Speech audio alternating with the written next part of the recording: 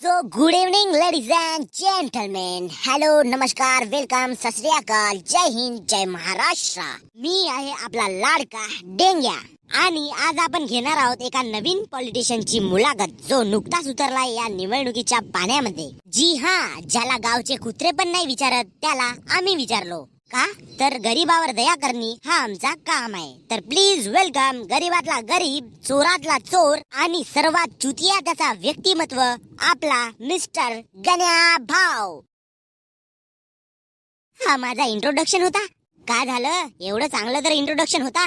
माले गल्लीतले कुत्रे नाही विचारत म्हणलास तू ना. रात्री घरी जेव्हा मी जातो तर हे गल्लीतले गावठी कुत्रे माझ्या मांग मांग येतात. चोर समजून मागे धावत असतील तसा दिसतेस तू चोरासारखा. एक वेळ मला नेता बनू दे बे डेंग्या, मग सांगतो तुला. तर माझ्या प्रिय मित्रांनो, जर तुमची कधी हिम्मत खचली असेल, कधी वाटत असेल की आता सर्व खतम करावं, जगावंसं नाही, असे निर्भर विचार तुमच्या मनात जेव्हा येत असतील तर प्लीज एक वेळ तरी या चोराकडे लक्ष द्या. हा घंटीलाल जिंदगी जगू शकते तर मग तुम्ही ना मी काऊन नाही.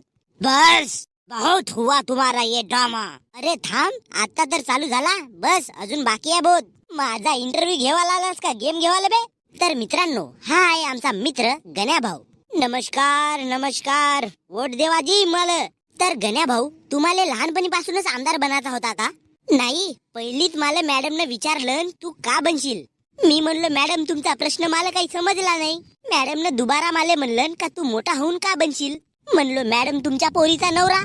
असा नको भाऊ, प्यार होता माझा तिच्या सोबत, पण जसा म्हणलो तसा तिच्या मायनं जे सुतावलं न, पुरा प्यार गिन माझ्या मस्तकातून निघूनच गेला. म्हणलो ना मी तुम्हाला हा कसा आहे म्हणून, म्हणलो ना.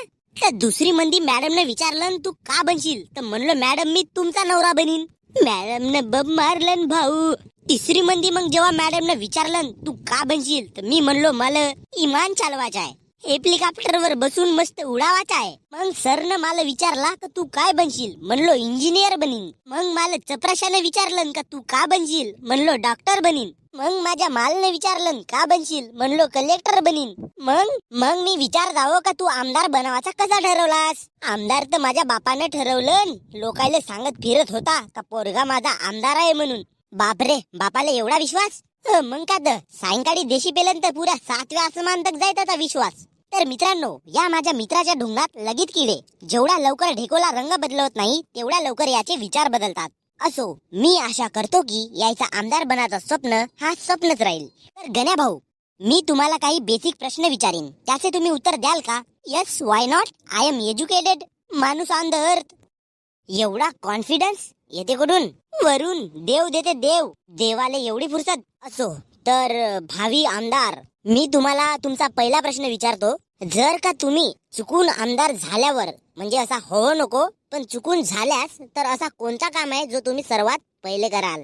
पहिलं तर मी स्वतःले घर बांधीन, मग लग्न करीन, मग पोरं करीन, मग ते भोसडीचे पोरं कोटी जाऊन काहीच करत, कारण तेव्हा आपल्याकडे पैसाच पैसा राहील ना. जनतेला लुटण्याच्या व्यतिरिक्त जनतेसाठी काय कराल असा प्रश्न आहे. जनतेसाठी पण करा लागते का? मग तुम्ही लोकांचे नेता बनत आहात ना, जनतेसाठी का भोग करू, मला काही समजत नसे. अरे गण्या भाऊ, जनतेसाठी कोणती सेवा काढाल? मी लोकायला फ्री दारूची सेवा उपलब्ध करून देईन. अन पहा माझ्या माय बहिणी हो, तुम्ही याले मत देवाल? याले? हा तुमचा संसार बरबाद करत आहे लोकायला दारू फ्री देऊन, आणि तुम्ही याले मत देवाल? अजिबात याले मत नको देवा तुम्ही. मित्र होस का दुश्मन बे? तुमचा दुसरा प्रश्न. प्रश्नच विचारत राहशील का चाय घेऊन पाचशील बे? गुल्लो, सापसाठी चाय घेऊन ये, अद्रक टाकून, नमक झोकून. चाय येतपर्यंत तुम्हाला दुसरा प्रश्न विचारू का? एवढे प्रश्न तर माझ्या मॅडमने मला नसेल विचारलं जेवढे तू विचारत आहेस. मग आमटाला आल्या तुम्ही येते इंटरव्ह्यू देवाला? थांब, मला बिरेक दे, मी मुतून येतो.